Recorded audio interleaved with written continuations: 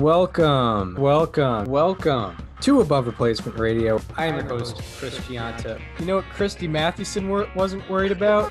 SIERA. When you're thinking about Pedro Siriaco, I mean, the only one that can compete is maybe Hannes Wagner's 1908 season. Over there on the other side of the screen is Daniel Curran. Like, if we just clip together every time we've talked about him on other people's profiles, we've done a Mickey Cochran episode. I can't get past Rabbit Marinville. It's not necessarily Hall of Fame. It's not necessarily above average, but we can guarantee you we are better than just the standard replacement level college sophomore. And welcome to Above Replacement Radio, where we're talking baseball kind of whenever. I'm your host, Chris Gianta. Over there on the other side of the screen is Daniel Curran. How you doing, Daniel? Chris, we've had a lot developing in Major League Baseball over the last, what has it been, 4 days since we recorded. I've been thinking a lot about things that have been going on in the game. I'm ready to share some thoughts. So, I'm ready to just get right into it today. Yeah, just another week of no-hitters, another episode where we have to cover 2 no-hitters. Yep. So we'll the second time we've had to do that. Yeah. It's totally normal year. Yeah, and it's weird. It is weird that it's happening this many times. It's like it's not proportionate to like the league batting average necessarily, but the league batting average is dropping, and also there's 6 no-hitters in about a month and a half of baseball. Mm-hmm. Just insane. First one happened on Tuesday night. Spencer Turnbull no-hit the Seattle Mariners, who, by the way, Seattle Mariners heading into Wednesday had a 199 team batting average. So let's keep that in mind. That's pretty bad. But Spencer Turnbull got his moment and no-hit the Mariners. He sure did. Turnbull has a 2.9 ERA right now. So, this isn't necessarily completely out of the blue. He had been pitching pretty well beforehand. Just to show how BS this is, ESPN rolled a graphic after he threw the no-hitter about how he led the league in losses in 2020, because we all know that losses are the holiest of stats for pitchers. He had a 3.99 FIP the year that he had 17 losses, and he had the 2019 Detroit Tigers offense. So it's definitely his fault. Yeah. The 2.88 ERA, with a 2.75 FIP. So he's actually been unlucky with a 2.88 ERA. So guess what? Spencer Turnbull, not a bad pitcher. This is not out of the blue as a no-hitter at all. He's just on the Detroit Tigers. That's it. Yeah, real a career ERA plus above 100. So he's been an above average pitcher throughout his career. He sure has. The Mariners had 1, 2, 3, 4. It looks like 5 hard hit balls throughout the game. Probably the biggest threat was a Mitch Haniger flyout that had an expected batting average of 710. It was also a barrel. It was a flyout to basically the deepest part of the ballpark. Mitch Haniger as a whole was the biggest threat. He also had a line drive ground ball that Candelario made a great play on in the 7th inning as well. So, he had a very good game, struck out, I believe, 8. Maybe. I know both no-hitters had only 2 batted balls with an expected batting average above 500. So, yeah, both of them were definitely solid performances. Turnbull had 9 strikeouts. He had 9 strikeouts, 2 walks, and got the no-hitter. Just an overall dominant performance from Turnbull. He was rocking like lower 90s. His hardest thrown ball of the night was 95.7 miles an hour, which was nowhere near what Justin Dunn was consistently doing in the same breath. But he had 19 swings and misses in the game, which is outstanding. Right. Yeah. It doesn't matter what the team is. Anytime you're looking at, that many swings and misses, like you're doing something right. Yeah. I'm trying to see if they're. I'm trying to see what he got most of the strikeouts on, but it's hard to I think tell. it was a But fastball. yeah, the guy's a mostly a fastball slider type guy. Mhm. Um, so he was using that the whole night. But just a very very good performance by Spencer Turnbull. This And is the next Tigers night, needed this as a whole. Like they've just been, they've been kind of hitting rock bottom yet again, um, as a franchise. And to at least have this, like I'm happy for them because Turnbull's been under the radar for a while. He came up in 2018, uh, struggled a bit, but he was insanely unlucky. In only 16 innings pitched, he had a 6.06 ERA with a 2.85 FIP, and he's always been, like, in my opinion, under the radar. And I feel like he finally got his chance to be in the national spotlight right here. yeah, that is true. And it's not really his choice to be on the Tigers. He's definitely had some bad luck. Not a great He was field behind drafted. him. He sure was. Not a great field behind him. Not a great offense supporting him. And but on Tuesday night, he was able to shine the brightest and got the 5th no hitter in the young baseball year of 2021. The next night, Wednesday night, Corey Kluber, perhaps Moving right along. probably the most accomplished player to get a no hitter this year. Yeah, Got no his doubt. first no hitter of his career. No hitting the Texas Rangers, and yeah, I mean, it was crazy when I got the no hitter alert after 6 innings. I was like, no way this can possibly happen again. Again, yeah. Corey Kluber struggled out of the gate. He had a 6.10 ERA after 3 starts, and since then, in his last 6 outings, 40 innings pitched on the dot, a 2.03 ERA, opponent slash line of 167, 242, 225 for a 466 OPS. He's been really limiting the extra base hits plenty. And then he also has 38 strikeouts in 40 innings with 13 walks. So he's been pretty excellent in this time, and it culminated into last night. Yeah, and like I mentioned, the most accomplished guy to get this, he's someone who definitely deserves it. He was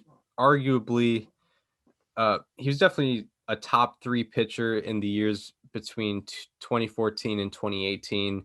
Yep. But never had quite the game performance, I guess. He might have had like a 15 strikeout game or even more than that, but never had something quite like this to have. And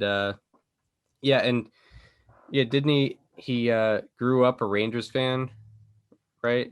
That makes sense. He's from Texas. Yeah, I would believe that. Yeah, I think I heard that a broadcast, but I'm not exactly sure on it. Yeah. But Corey Kluber gets the 6th no hitter of Major League Baseball in 2021. Although it is funny to point out, only 3 teams have been no hit. That is very true. There's been 6 no hitters. 3 teams have been no hit twice. Yeah, that's pretty crazy in its own right. And I looked it up. Seattle and Cleveland are near the bottom in batting average, but Texas coming into Wednesday actually had an above average batting average. Yeah, this might sound crazy, but I'm honestly pretty impressed by Texas so far this year. But I'll get to that on a different day because that's not what this is about.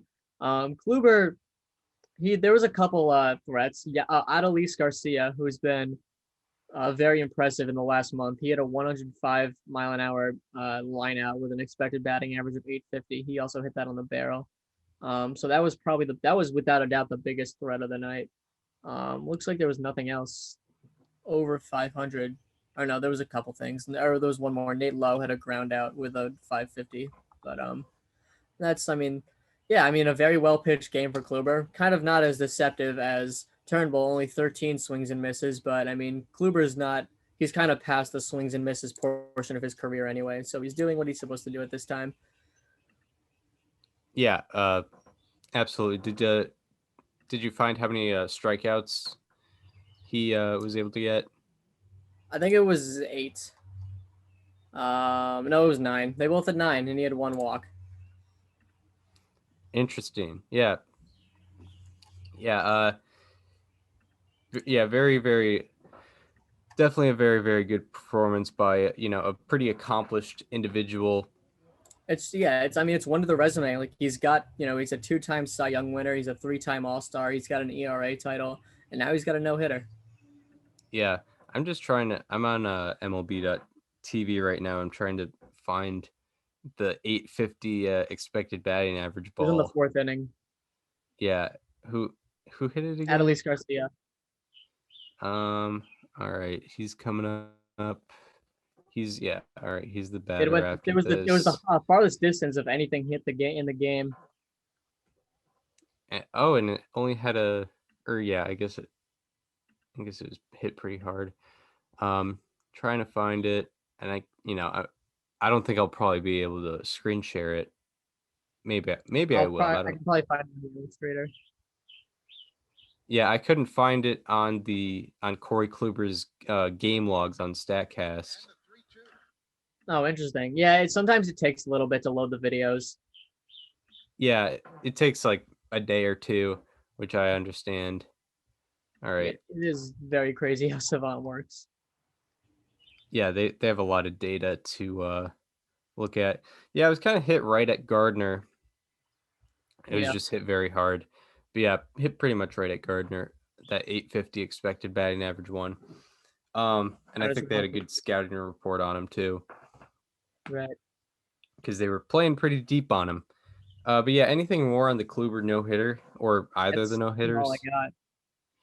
All right. So I guess that kind of gets into there's 6 no-hitters. No-hitters aren't really feeling the same right now. They're not. Yeah, wouldn't you agree? They're not at all. Yeah. I keep seeing people blaming launch angle, which we've been over that before, and it's stupid. It's not right.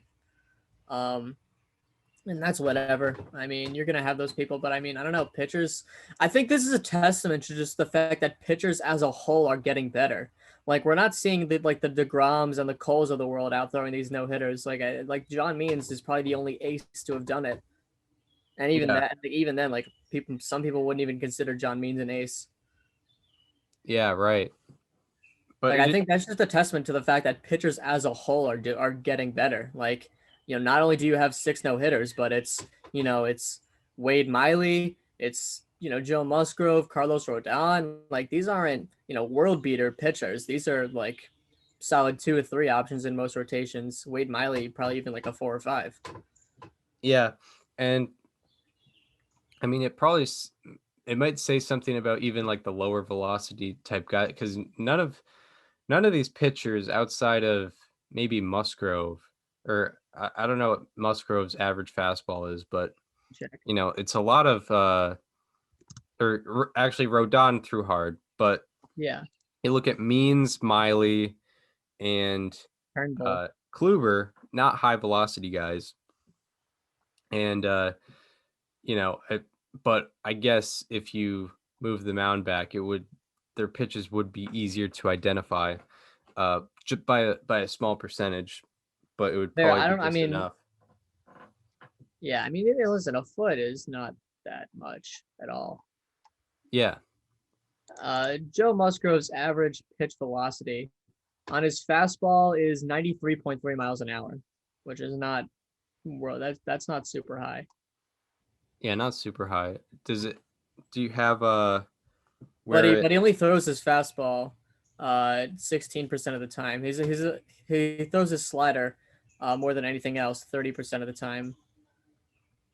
Yeah, so I mean, look at his cutter, because that's kind of the fastball type that he throws the most.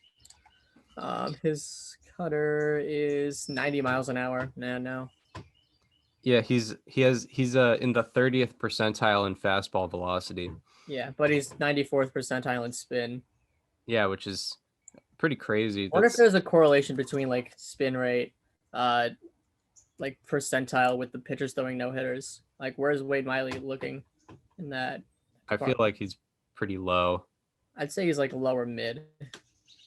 I'm checking his Um, savant right now. Okay, he's 2nd percent fastball velocity with 51st percentile spin rate. So, like, I mean, so essentially, he's a guy who relies on the spinning of his pitches. Corey Kluber, I'm assuming same thing. Corey Kluber, we're looking at, 11th percentile fastball velocity, 57th percentile fastball spin rate. Spencer Turnbull, I mean, we might as well just go through all these people now. Now that we're here, we've gotten through half of them. Spencer Turnbull, 63rd percentile exit velocity or fastball velocity, 80th percentile fastball spin, also 68th percentile curveball spin. Now let's look at John Means and see what he's got going. Because I mean, there's early on, I mean, there seems to be a correlation between pitchers who are more dependent on the spin rate of their fastball than the velocity of it, and being able to throw a no hitter in 2021. yeah, John Means has a fastball yeah. velocity in the 42nd percentile and a fastball spin rate in the 77th percentile. Now let's finish it off and look at Carlos Rodon, but Savant's being a little slow for me right now. I got it. Carlos Rodon. Carlos Rodon is the only one who works the opposite way. Okay. 76th percentile fastball velocity, 45th percentile fastball spin rate. So yeah, he's the one outlier. And Carlos Rodon probably had the best outing out of all of them. Actually, no, that's a lie. John Means did. Yeah. So I guess that's not. So I mean, I don't know. Maybe there is a correlation here because if we're looking at spin rate, like that seems to have been the determining factor. And it's not. I know it's not fair to go off of 6 games, even though they were, arguably 6 of the best pitch games of the year. But it's very intriguing that 5 of the 6 people who've thrown no hitters rely on spin rate more than velocity in a game where seemingly everyone's throwing 90, 95 with movement. Yeah, and not all of them are like super established veterans, but they've all been pitching in the game for a very good amount of time. So I think the experience plus gaining that spin rate has been a big factor for some of these pitchers. And I think that's something that kind of develops over time. Like if you look at Max Scherzer's savant page, his velocity is around the 50th percentile, but his spin rate is in like the upper 80th percentile. Yeah, that makes sense. I mean, he's also kind of past the swing and miss portion of his career. Yeah, so he had 10 strikeouts per 9 in 2016 when he had 226 innings pitched. He's actually got 10.2 this year, but it's a much smaller sample size. He had 8.8 in 2019, which is I think the most fair, larger sample size to go off of in recent times, I guess. Yeah, so that's pretty interesting to point out how it's gone that way. But yeah, it like for me, I either want no more no hitters this year or just 20. Or 20. It would be very funny if there was just no more. Yeah, right. Yeah, they just don't get the record. I think it's 7, right? Yeah, the record is 7 for the modern era. Yeah. By the way, you've had that before anyone else. Like, yeah, I tweeted it out. Sarah Langs tweeted it out, I believe. You like after the Means no hitter, the Miley no hitter. You were like, by the way, it's 7. Yeah, right. Because I was very curious, and you can really like it. It's not an Elias. Yeah. It's not restricted to Elias Sports. You can just go on StatHead. Yep. And you go to. That's the beautiful thing about stats is like most of the stuff you see like on broadcasts or on Twitter, like you can just find that yourself. Yeah, like it's all about learning how to use your tools and using them as often as you can. Yeah, I'll Like, I always have it in mind. yeah, maybe I can screen share how this is going, or is this, I don't know if I'm doing this correctly. I don't know how What are you never trying to mind. do? I'm trying to find out which year had the most no-hitters again, or Okay. tied for the most no-hitters. Didn't But the problem 2015 have a lot? uh what did you just say? Didn't 2015 have a lot of no hitters? Yeah, it did. Because what, like Hisashi Iwakuma threw one, Mike Fiers threw one, Jake Arrieta threw one, The Giants Chris pitcher threw one Heston, against the Chris Mets. Heston threw one against the Mets. Max Scherzer threw two. Right, yeah. I think that might have been 7. I think there's multiple years that had 7. That's 6, and there may have been another one that I was missing. Yeah, But those were right. like spread out. Like the first one was, I think, Heston in like early May. Then the last one was Bumgarner, or what the last one was Scherzer on the last, like the second to last day of the season. This is 6 by May 20th. All right, so we have the list of years with the most no-hitters, but some of them are not full-on no-hitters. It's just I filtered by, as you can see on the screen, complete game with no hits. So if you get rained out, that's So like 2021 is 7, even though it's 6. yeah. So if I look at 1990 independent games. Shout out to Dave Stewart and Fernando Valenzuela for throwing one on the same day. Oh right, yeah. MLB So yeah, in involved 1990, there was an 8-inning no hitter and a 6-inning no hitter. So I guess. So technically that's 6 though, right? I guess, yeah, Yeah. the Andy Hawkins one is the craziest because he lost. Because he lost, yeah, because he was the home team, and yeah. I don't know if that was considered an official no hitter, but it doesn't matter because I think 2015 I doubt it. matched it. What was the 7th one from 2015 that I was missing? Cole Hamels, that's right. Cole Hamels right before he went out. Yeah. 13 strikeouts. Wow. Max Scherzer had a game score of 104. What a joke. And then of course 1908. Yeah, who could forget? I wonder if Nap Rucker was a Johnny Lush guy. with the fake no. I love the difference in strikeouts between everyone else and then Nap Rucker. Yeah, man, Nap Rucker was on a different planet. You did not want to face Nap Rucker in the second game of the doubleheader on September 5th, 1908. You were definitely not. The Boston Braves. You wanted no part of that. Johnny Lush had the fake no hitter with 6 innings, no hits. That must have been rained out. But yeah, 1908 league average 602, or the league average OPS was 602. That was the year that Hannes Wagner had like a 909 OPS or something. Had a 205 weighted run, or 205 OPS plus. Yeah.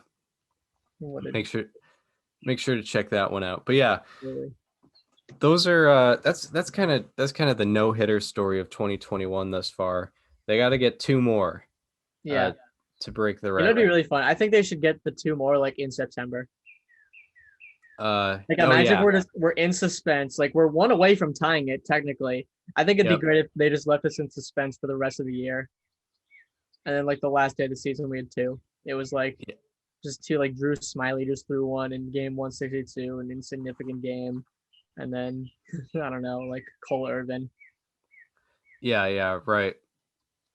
It is kind of funny to point out though, 2015 was like that was the start of probably when balls were getting juiced, because that was when Manfred came in. Yeah, I mean, like, 2014 was like a very low offense year too, though. Yeah. So like I don't know, maybe 2015 I think was sort of normal in context to most of the other years in the same time span, from the surface at least. But yeah, like that was the start of Manfred's tenure. 7 no hitters was pretty weird. That was kind of, I feel like that was kind of lightning in a bottle almost. Yeah. It was like, I mean, Jake Arrieta was like disgusting. Like the only like fluke no hitters are you could argue were like Mike Fiers, even though he threw a second one, and like maybe Iwakuma, but everyone else and Chris Heston, but like everyone else was on their game. Like Scherzer, pitched 2 and no one questioned that because he's Scherzer. Jake Arrieta won the Cy Young and he had like an 0.6 ERA in the second half of that year when he threw his. And then Cole Hamels, I mean, he was like, he just was about to get dealt. So like he was obviously a name. Yep. Yeah. And he also was what we pretty have to good, like- consider is like, 1968 isn't on the list because there were only maybe 20. I think there were like 22 teams maybe or 20 teams. So Yeah. less opportunities for no hitters to be I mean, happening. 1908 was there. So Oh yeah, like, 1908. But what's your excuse? yeah, 16. Yeah, only 16 teams back then. Yeah. That was There is just a swarm of carpenter bees outside where I'm at right now. Like I'm not kidding, Chris. There's probably like 10 to 15 of them just swarming around my shed. that's Yeah. that's They don't just, sting, so like it's whatever, but oh my god, they're huge and they're very loud. yeah, that's just annoying. It's very distracting. Yeah, I wouldn't want to be around that. Yeah. There's literally there's a huge world out there. Why do you gotta pick my shed? Like, do you have any idea how much like room there is in the world? And you'd pick a random shed in the middle of upstate New York. That's ridiculous.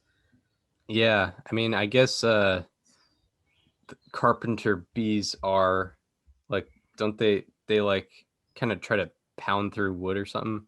Yeah. Yeah. I was getting worried last year. I thought I heard a carpenter bee like trying to come into my room or something, but Oh my god. I don't think it was possible. I think I was just freaking myself out. Yeah. I mean, those things are huge. Yeah. And they just like drive through wood. Pretty crazy. Fascinating stuff. That was the nature portion of this episode. Yeah. So yeah, no hitters, 2 away from tying the or from breaking the. I mean, people have been doing this, so like I feel like we should just throw out our calls. Who's next? I mean, it really just seems to be random. If there is a theme of if there's a theme here, I don't know what it could be. The theme is like spin rate, as we kind of determined. I guess 4 of these no hitters have been against AL West teams, so maybe it's an AL West pitcher. Could be. I'm trying to think. Here. Who? I mean, I feel like there's maybe someone on the Astros who could do it. I don't know.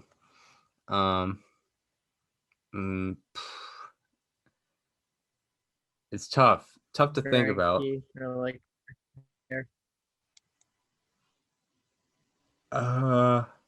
it's just no particular like top 10 pitcher in baseball type pitcher has done it yet, so it's hard to gauge. You just gotta throw out like a random 3-starter that you like. You know what? It's gonna be Lance McCullers Jr. He'll do it against maybe the Mariners or the Rangers. I don't know. Who do you got? You got to stick with the. Who do I got? I mean, I'm looking at spin rate because clearly it's going to be a spin rate guy who does it because that's just how this thing goes. It's been the way it's been. Let me look at the spin rate and let me find just a random name that's up there. The biggest guy is Bauer, but I don't know. He's too good, I think, to get it. Yeah, but Bauer's a name. Where like names don't do this. Yeah.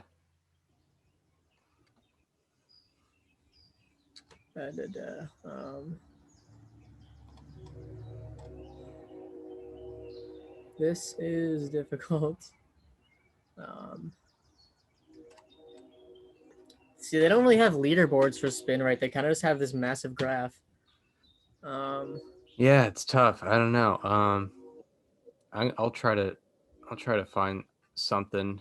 I think it's maybe what is it? Leaderboards? Is it pitch arsenals, pitch Yeah. movement? I don't know. Percentile rankings?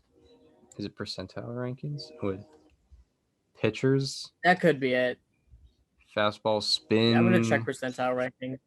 Yeah, there it is. Corbin Burns is 100th percentile. That Yeah, but that's a name. that's a strong possibility, but I think he's too good to get a no hitter. Yeah, Bueller 97th, Yeah, no. Darvish 96, 97th. The real Chads of the world are above the no hitter. Dylan Cease 96th percentile in fastball spin, but 87th in velocities. There's not Perfect. that much of a difference. All the guys I like are like they're velocity guys. So I can't do Right. that. Maybe Or they're Dylan relievers, Bundy. That doesn't help out. Dylan Bundy. He's been struggling though. You know what? I'm gonna make a call. I'm gonna go. You're going with an Angel. I'm going with a former Angel. I think it's gonna be Matt Shoemaker. Matt Shoemaker. Matt Shoemaker. Yeah, that's a throw and a half. But you know what? I'm gonna go with it. It's gonna happen. Which means in reality he's going to have 12 hits per 9 in his next 5 starts. Right. Yeah, but he still will be the next no hitter. He's 27th percent. He's 27th percentile fastball velocity, but 36% spin rate. So he's a spin rate guy. Yeah. Yeah. We don't need to talk about his curveball spin rate from the 3rd percentile. But you know what? This is my pick, and I'm gonna run with it, and it's gonna be ridiculous. Super deceptive guy. All right. So I have Lance McCullers Jr. You have Matt Shoemaker. Matt Shoemaker. That's right. So, Listen, all it takes is one good start. It doesn't matter what your ERA is. It doesn't matter that his expected slugging against is 555. Yeah. What? Yeah. And his Let's look expected up batting average is 280. Let's look up Philip Humber's 2012 stats. I'm sure they weren't great. Hey, literally, just look at his stats for that month. It's extraordinary. He had like what a 6 happened. ERA that month. Humber. Yeah. See, the crazier thing, and he threw a perfect game. Like we're just all we need is a no hitter. You can we're even giving him a pass to walk a guy. Philip Humber had a 6.44 ERA in 2012.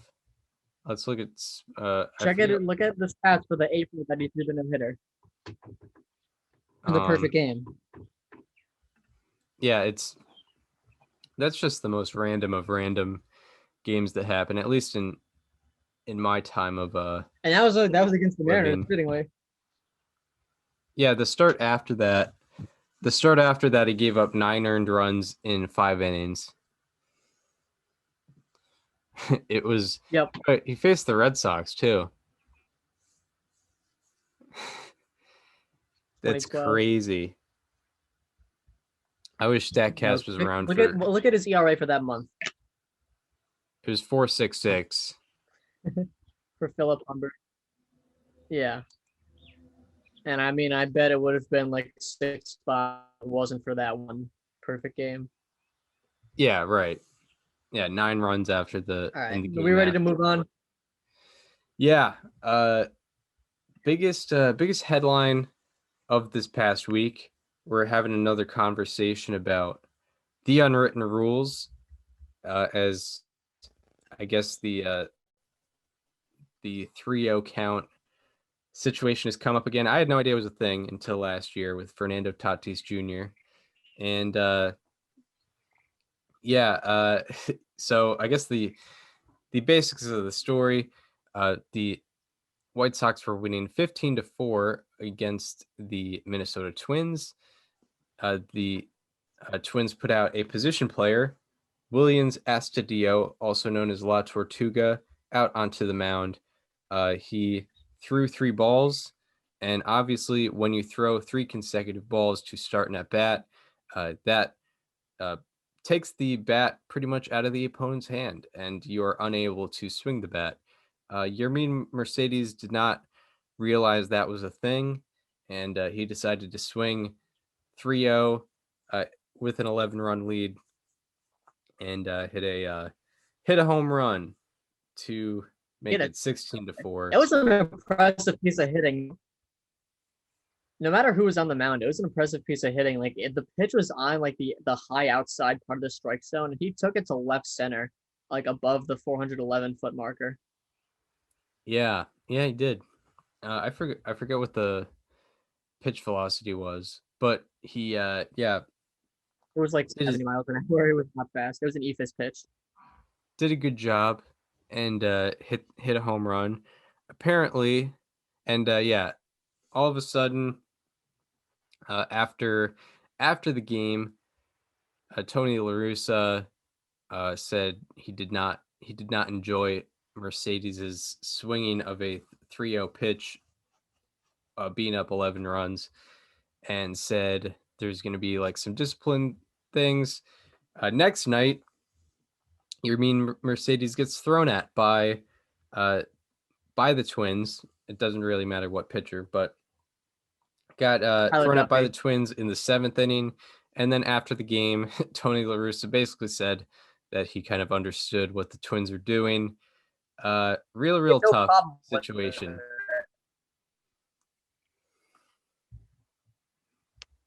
Yeah, this was such a mess. I mean, as soon as it happened, my immediate thought was like, oh no, Tony La Russa is not going to like this. And after the game, I had heard that Tony had given him the take sign. So like, I can understand being upset when a player misses a sign.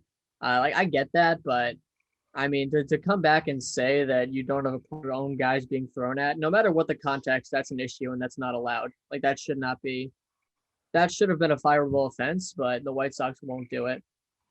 I had a lot of takeaways from this. I've honestly, I've lost sleep just thinking about this whole situation because the truth is, I really kind of turned a blind eye when I heard that Tony La Russa had a problem with it because I was like, yeah, of course he does, whatever. Like that's just how he's gonna be.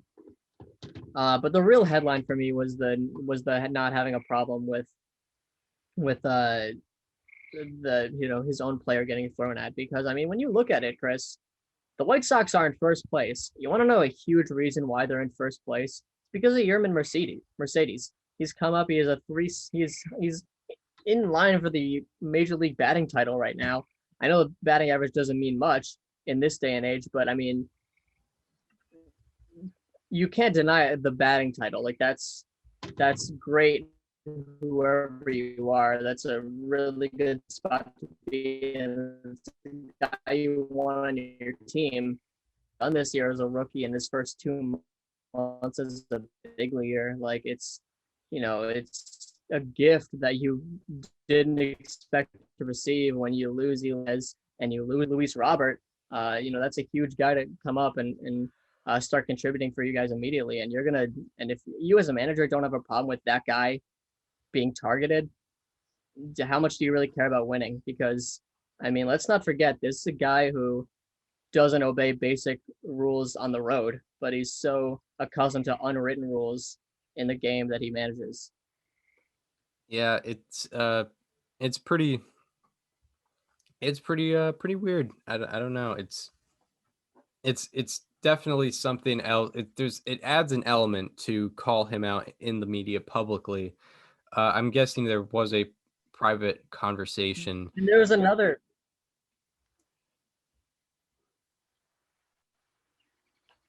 Let's just not forget, I forgot what I was going to say.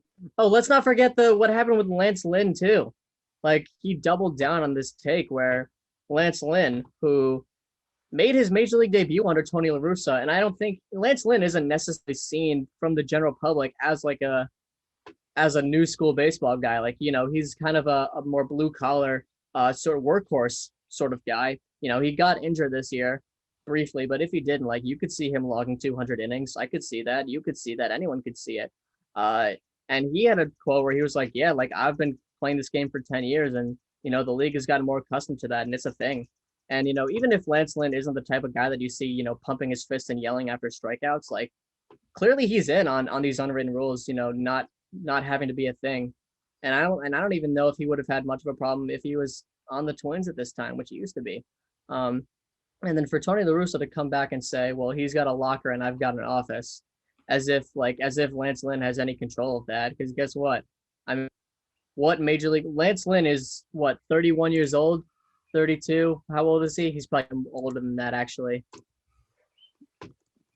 Yeah, Lance Lynn is like in his mid-30s. What Major League Baseball player? What Major League Baseball player in their mid-30s has an office? None of them. So why is he trying to use that as some sort of, of power abuse? Yeah, and like only it like La Russa like only one person in that front office wanted La Russa to have the job that he had. It's pretty well documented that the GM and most of the front office was looking for, the opposite of a Tony La Russa type looking in at the front AJ Hinch. office. And I would have liked that a lot more. Yeah, arguably the White Sox would be doing even better right now if that was the case. But yeah, we have this situation. I mean, I don't know how much. I feel like the problems won't get worse in terms of whatever losing the clubhouse, because he's probably lost everybody he can lose. In this situation, it's also he's picked the dumbest thing to point out with swinging on a 3-0 count. It's just don't throw 3 balls to start an at bat, and you won't get swung on a 3-0 count. But yeah, I think he's lost just about everyone he can lose, and they'll go on the season how they go about it.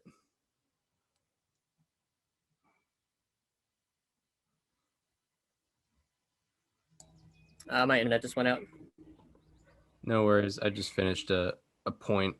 I was saying, like, Yeah, you were talking about like how there's no suspensions given out, right?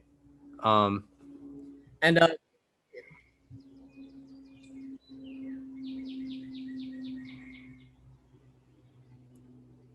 right. Yeah, I had a couple more points I wanted to bring up. Yeah, I just mentioned how I think he's lost just about everybody he can lose over this, and like they'll just kind of go on the season how they go about it. I mean, I think the only potential like suspension thing would just be because there was. Did the benches ever clear? Did that happen? No, I don't because think I know so. that Tyler Duffy got ejected. Tyler Duffy and Rocco Baldelli both got ejected on, what was it, Tuesday? Yeah, it was Tuesday. Yep. Which was stupid, but that happened. And I mean, against Yermin doing this, because the whole thing with Fernando Tatis Jr. started with Chris Woodward. The recall Rocco Baldelli really saying anything particularly bad. Yeah. I'm not. Yeah. It's like I understand it on Tuesday because you got to defend your guy, and one of his guys just got ejected anyway. Like you got to do that so no one else does. Right. Yeah. I'm not sure like what the Twins' involvement with it was. I'm not sure if it was, because there's definitely more behind the scenes stuff that we don't know about. So you don't know if it was a manager's call. It doesn't seem like a Rocco Baldelli type move to do. However, it could have been a thing that the bullpen decided was going to happen, because it did happen with a relief pitcher and not a starter. They waited until I believe his 3rd or 4th at bat to do this. So it might have been a thing that was determined in the bullpen. I don't know. It's kind of weird. Who started the game on Tuesday? Was it? I think it was Pineda. Yeah. I want to say Pineda started the game on Tuesday, and I think he's not like a velocity guy. I want to double check that though, because Tyler Duffy is, I think, one of the harder throwers that they have. Also, it is funny. Like I never see I never really see kind of like the foreign players, especially from like the kind of Caribbean area, Oh no. really get mad for these unwritten rules because I don't think they Yeah. really exist in other countries. No, because I mean, in the Caribbean, they're bad flipping walks. Yeah, They're doing it all. yeah. Okay. So that's kind of a Starting funny. pitcher, the starting pitcher for the Twins was Bailey Ober, who was making his major league debut. So, yeah, you're not gonna. He's not gonna throw it. You're not gonna have a guy making his major league debut throw it Mercedes. That's not fair. And let's not forget, like 2 months ago, Chris, you and I didn't know who Yermin Mercedes was, and really no one outside of Chicago knew who he was. And obviously he's had a tremendous start to his career, but I mean, he hasn't earned anything for the long-term future. So like, he could go 3 for his next 40, and he's getting lowered in the lineup. Then he's on the bench, and then he's in the minor leagues, and then like he could just be gone, like just like that. Like he could be gone just as quickly as he came up. So I mean, he needs everything he can get at this stage of his career before he can earn himself a better contract and a better more playing time. Like he still needs to hit everything that he can, and that includes off a position player. I mean, that's basically a gift. Yeah, that's a good point you bring up because he wasn't a highly touted prospect. In fact, right now he is in his age 28 season, and he's 28 right now.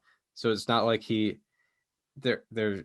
it's not like the front office sees him as a long-term type of solution. So he needs to be able to stay at this level of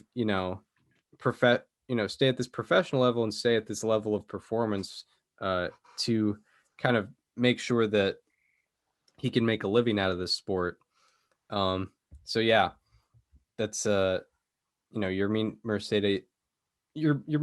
Mercedes needs all the support he is able to get, and I think what's most important is Exactly. he's kind of getting the support from his teammates. Yeah, he is. I mean, I would love to see what that White Sox clubhouse looks like right now, because it seems all pretty united, but not with the manager. Like it seems like Tony La Russa is on a completely different page from everyone else in the clubhouse. And it's May 20th. And I said at the beginning of the season, the bigger problems with Tony La Russa are going to come up in the regular season. And I didn't expect it would get to something like this, but it has. And it's only May 20th, and they got to go the rest of the season. No, they're playing with a manager that doesn't have a problem with teams throwing at them. Yeah, it's and I mean, you're just going to sound off on it. Like, if Lance Lynn is going to be one of the guys that sounds off against his own manager, what are guys like Tim Anderson thinking? Because Tim Anderson is a guy who shows emotion on the field. Lance Lynn doesn't do that nearly as much as Tim Anderson does. So what is a guy like that thinking when his manager, is okay with him being punished physically for showing emotion on the field, or doing things that are not written or unwritten rules?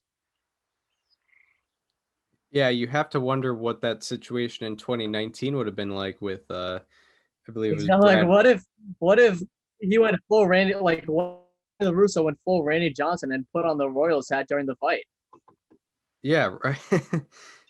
Like Tony La Russa would have been probably like what if he was just out here throwing haymakers? Yeah, right. Yeah.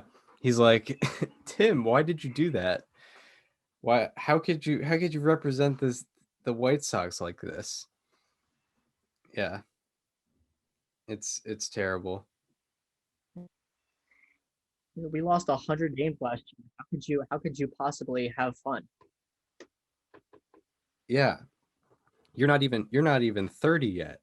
How could you show up? Or actually, yeah. At least Anderson was probably had more experience than Brad Keller. They couldn't use that argument. Yeah, no. I don't know. It's one of the most mind-boggling things to me is that Tony La Russa was like, he was somewhere in the Red Sox front office during the time when Alex Cora was sort of becoming the face of this new wave of managers, where you're not such a hard ass and you're like kind of more of a friend to all of the players on your team. Like he was there watching that work, and he is adopting. I mean, I know that like he's a Hall of Famer baseball person. I know it, and I know that he's in the Hall of Fame, not as that type of manager, but I don't know. It seems like he would have figured out how much the game has changed since 2011, but it appears he's not done any of that, even just like a little bit. Yeah, right. And like we look back at some of the most recent World Series champion managers, they're not all super young. Some of them have a good amount of experience, but like Dave Roberts What's the is, average age of the last?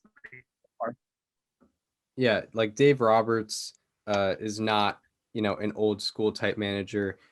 Davey Martinez, I think, is a younger guy. Alex Cora, of course, as you mentioned. AJ Hinch, he doesn't seem really old school or new school, but definitely not full old school. And Joe Madden, even though he was kind of an older manager, was he seems like a player's manager who kind of supports his guys, and I Yeah. don't think has been caught up in one of these unwritten rules issues.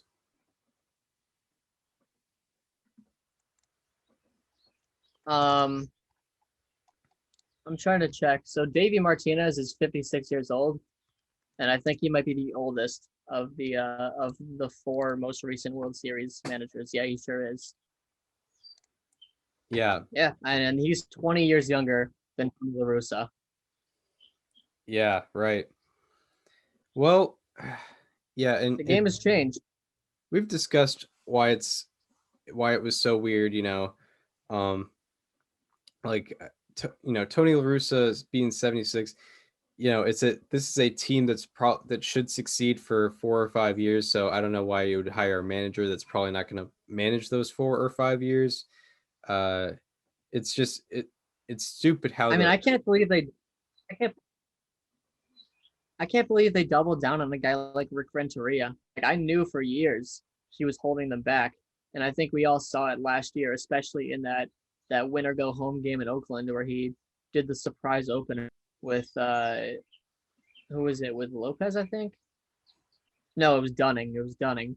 Like I couldn't believe that he did that, and they did the right thing. They outed him at the end of the year, and I was like, all right, great, go get a young guy to go with this team and go win a World Series, and they did the exact opposite, Yeah, and it's I showing. it's stupid how the owner just really ignored everything the front office was saying, and hired this guy. It's as much as It's not even really the owner's job to know baseball. yeah, like the No, like the owner's not the guy who is like breaking down all the numbers and deciding who the team gets based on what their statistics show. He's the guy that listens to everyone else. yeah, it's probably the owner's fault more than it's Tony La Russa's fault for being Tony La Russa. The owner should know, Yeah, it or is. it's not the owner's job to know much better. It's the owner's job not to get put their hands into the baseball operations. It's just it's pretty ridiculous how we kind of overthrew that process. Any more on this situation? That's everything I thought out. Just I think you really need to consider the position that Yermin Mercedes is in. I think that's my biggest takeaway. Yeah, yeah, exactly.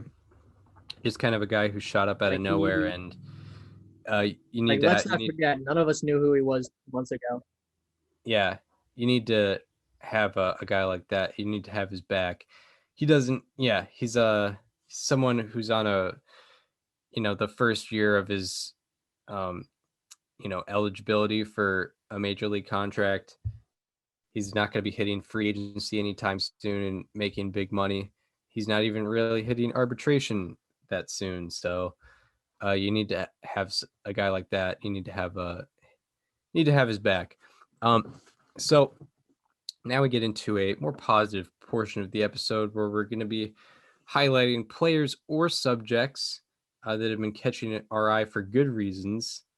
Now for our Thursday, May 20th, 2021 edition of How About That? Who is your player to highlight for this Thursday episode? for this Thursday episode. I am normally when I do my how about that's, I look at guys who have been playing well over a span of games, and sometimes it's a very random span of games where it fits my narrative.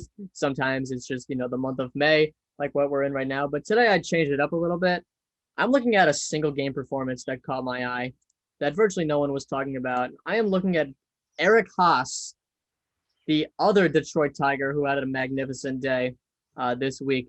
On Monday, in the second inning, Eric Haas hit a 100.8.9 mile per hour home run in Seattle that went 429 feet exactly. It was a barrel, expected batting average of 980. He crushed it. He got every bit of it. By the way, that was his second career home run in his 8th career game, 28th, 29th. No, it was his 30th career game. That's what it was. It was his 30th career game, only his second home run. He had come over from the Indians in between 2019 and 2020. By no means an established player.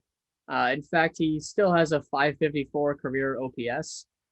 But, I mean, very nice of him to hit a home run there, especially 108 miles an hour, almost 109. And then, in the ninth inning of the same game, another home run, also 429 feet, also 108 miles an hour.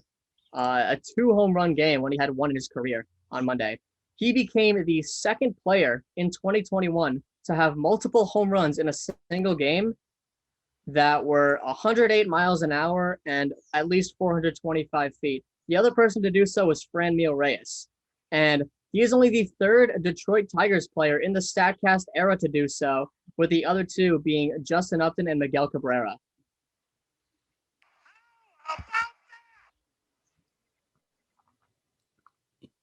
So Eric Haas with a game to remember on Monday, and I didn't see too many people talking about it, so I figured I would. Yeah, very glad you were able to do so. That's extremely interesting. What clubs he was able to join this early in a season, just kind of this randomly. Pretty wild what he was able to do. How about I was gonna say, if I was gonna ask you, oh, go ahead. If I was gonna ask you, like 20 minutes ago, like there are 2 players who have had multiple 108 mile an hour home runs that went at least 425 feet in a game this season. I mean, I don't think Eric Haas is coming up. Yeah, no, I hadn't heard of this guy at all. Yeah. So my how about that? I can't say I blame you. Go ahead. Sorry. Yeah, there's a bit of a delay here. It's tough. There is. My how about that is a subject. And this is actually a long one. This is probably the longest how about that I've ever done, because I was pretty fascinated with this subject and their overall transformation as a staff, and probably most notably 3 individuals in particular. So after being 21st in the MLB in starter ERA in 2020, the San Francisco Giants starting rotation are currently first in starter ERA this year with a 2.58 ERA. They're not having success through the strikeout necessarily, as they are 10th in the National League in strikeouts per 9 among starting rotations. However, they are having success with the ground ball, and this is a giant transformation from what they did last year. I have to imagine there was something, in the scouting department that I see what you did there. That they changed between 2020 and 2021 as right, giant transformation. As after being 29th in Major League Baseball in ground ball percentage according to Fangraphs in 2020, after being 29th in the MLB, their rotation leads the league, leads all of Major League Baseball in ground ball percentage according to Fangraphs with a 50.8% ground ball rate. It's gone up it's gone up over 13 percentage points in the last year as an entire staff. This is not just one individual. But now we get into the individual performances. Kevin Gossman is the headliner. He's someone that, if you did quarter season Cy Youngs, he would be in the conversation for sure. Kevin Gossman has a 1.66 ERA and 59 and 2/3 innings pitched. He is second in the National League in ERA and also second in pitcher B-WAR. His ground ball rate specifically and fly ball rate both increased, and while his line drive percentage went from 32.2% in 2020 to 17.2% in 2021, a 15 percentage point difference in the last 2 years. And last season was a 20-game season, so we're not that far off from where we were as a total season last year. The second pitcher to talk about, Anthony DeSclafani, a very, very interesting transformation by him. After putting up a 7.22 ERA last year, he has a 2.02 ERA this year, which is fifth in the NL, and he is also fifth in pitcher B-WAR. His ground ball rate has gone from 40.4% in 2020 to 51.4% in 2021. That's an 11 percentage point difference. And his line drive rate is 15.8%, which is 7.1 percentage points below his previous career low. And this guy's been in the league for several years. And I think his ground ball rate has to do with his success on his sinker. After hitters slugged 512 off his sinker in 2020, hitters are slugging 196 off of it in 2021. So they went from being elite off the sinker to not being able to hit the sinker with any power at all. And, they're also hitting 125 off the sinker to go with that.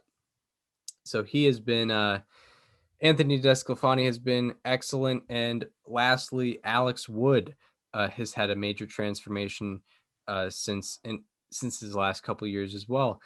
After putting up a 5.96 ERA in 2019 and 2020 combined, he has a 1.75 ERA in 2021, and his ground ball rate went from below 40% in both 2019 and 2020 to having a 61.3% ground ball rate in 2021. That's about over 15 percentage points above league average in 2021 from Alex Wood. And he's found success with getting ground balls with his slider, as out of 33 batted ball events with the slider in 2021 thus far, 22 of those 33 have a launch angle of 5 degrees or less, and 16, which is about half, have a negative launch angle. So Alex Wood, Anthony DeSclafani, Kevin Gossman, and the rest of the San Francisco Giants starters have gone through a major transformation, just getting ground ball after ground ball, leading all starting rotations in ground ball rate thus far in 2021, after being second to last year. This is actually something to really point out, because I think there was probably a major difference in how they were approaching 2020 and how they were approaching this year. So very fascinating stuff from the league, from the best rotation in baseball in 2021 thus far, the San Francisco Giants. I kind of just realized Mike Trout literally got hurt and we didn't talk about it at all. That's right. Yeah. That's slightly alarming. I know we're about to do app, but we did not put that at all. Yeah, we forgot. We'll do a full breakdown next show. All right. We'll do an extra long segment about it. Yeah. So that It'll be we can do fine. that. But San Francisco. But anyway, that Giants, was beautiful. Yeah, San Francisco was Giants rotation. enlightening.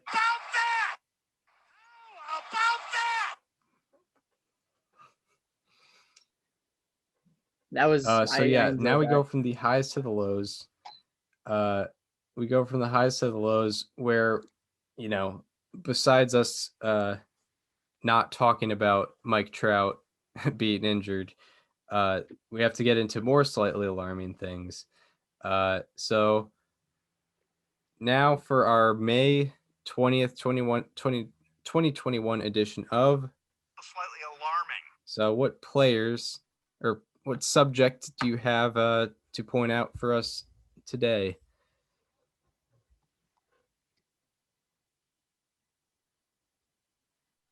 So I'm kind of doing a continuation of something that I talked about last year because it has much continued this year.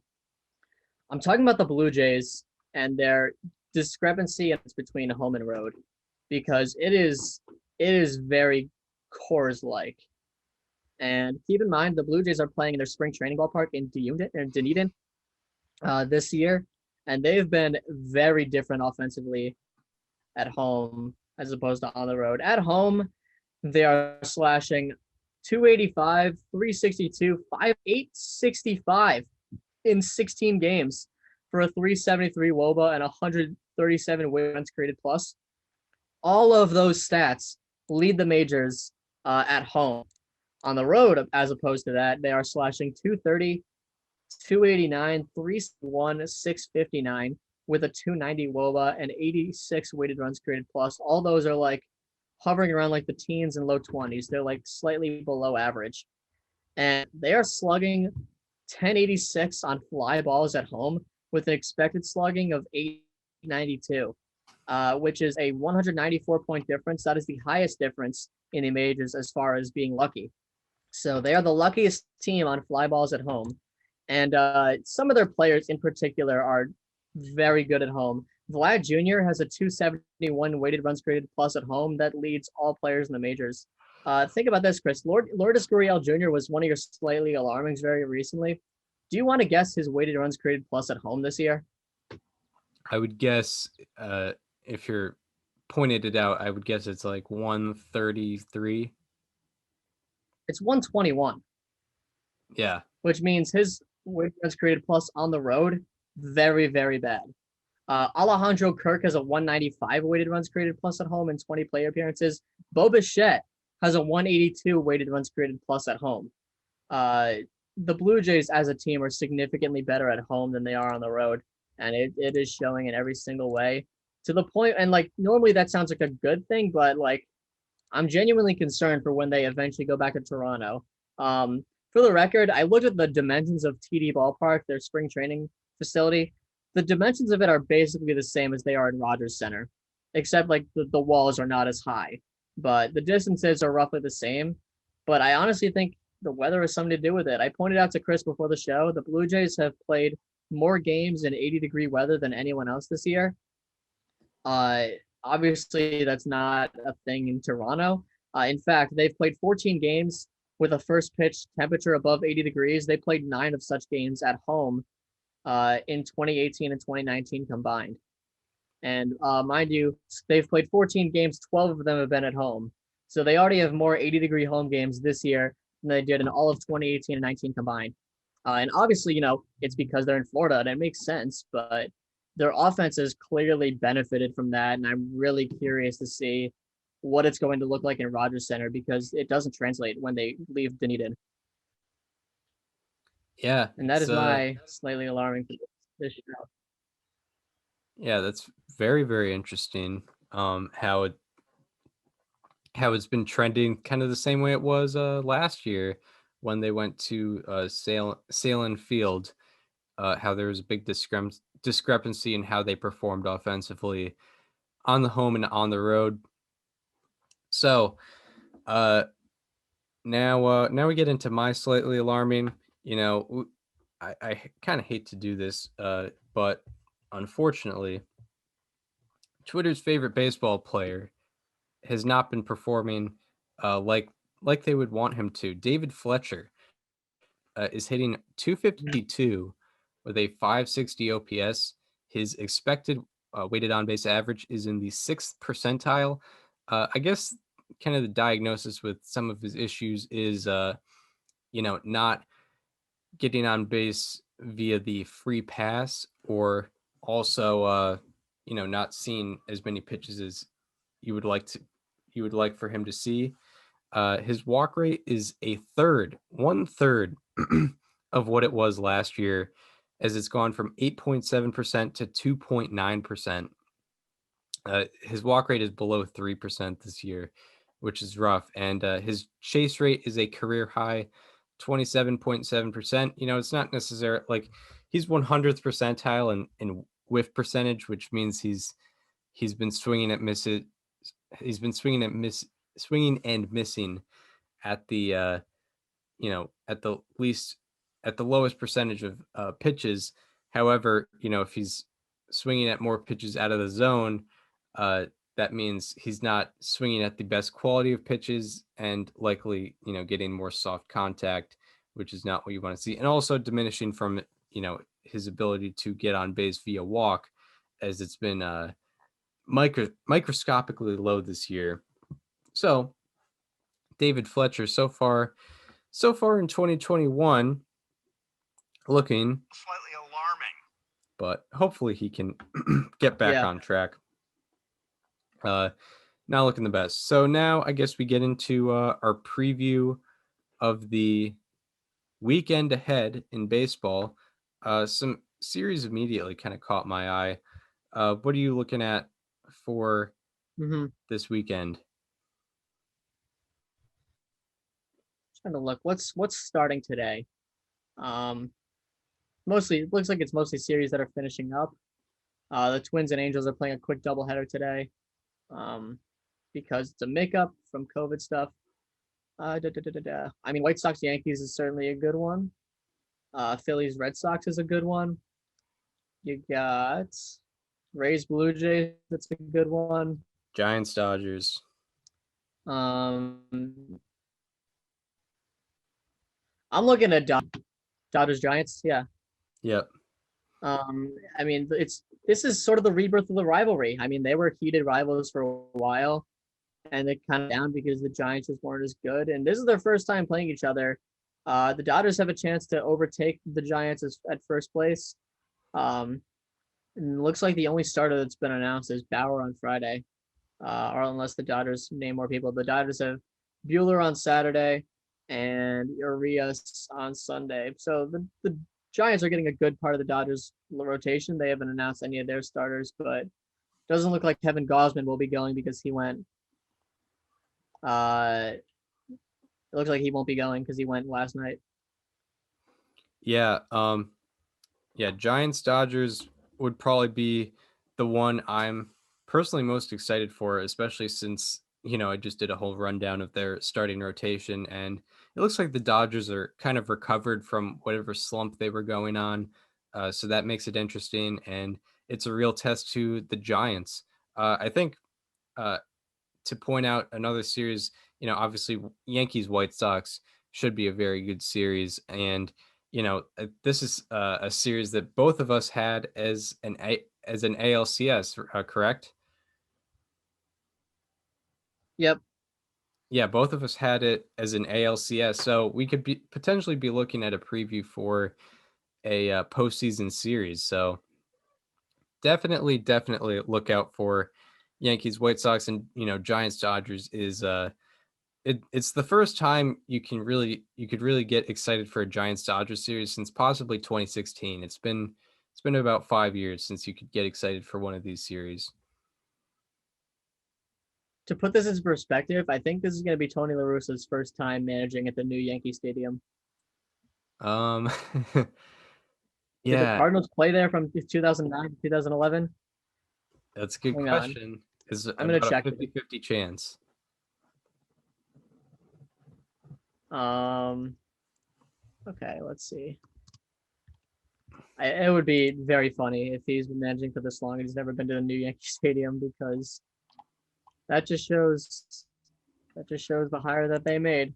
I think the AL East played the Central in 2011, because I know the Red Sox and Cardinals played in 2014, and it's every 3 years. Yeah, I'm gonna look up 2011. Right. When did they start this? Cardinals. Looks like they did. No, the Cardinals did not play the Yankees in 2011 at all. In 2010, 2010 they didn't either, and in 2009, this is when it counts. They also this is first time playing in the new Yankee Stadium. Yeah, it's weird. I guess interleague was different back then because in 2011 the Cardinals played the Orioles and the Blue Jays, but I don't know. Weird how that worked. They only played two AL East teams, but yeah, that's funny. That's pretty Well, funny. because it started becoming consistent during the AL, so it was 15 and 15. Right, yeah. But yeah, that stadium is 13 years old, and Tony La Russa has yet to manage there. Nice. Yep. So I guess that does it for the 117th edition of Above Replacement Radio. We hope you enjoyed this one, and if you are listening on Apple Podcasts or Spotify and want to watch the conversation as it happens, go to our YouTube channel and subscribe to the YouTube channel. It is called Above Replacement Radio. And if you want to follow us on social media, follow me on Twitter at Chris_Gianta and follow Daniel on both Twitter and Instagram at Daniel_Curran, and follow the show Instagram at Above Replacement Radio for all the show necessities. And we hope you enjoy this one, and we hope you enjoy the next one, which will be coming out Monday, where we'll be talking all the happenings of Major League Baseball, and we'll get to that Mike Trout injury because this was a pretty long one. So that we're teasing it. Yeah, we're teasing it. This was a pretty long one, and we'll probably need more time to be filled next episode. So that's strategically why we didn't put it in the prep sheet. But yeah, we'll talk about that and all the other happenings. This is all part of the plan. And see you then. This conversation is over.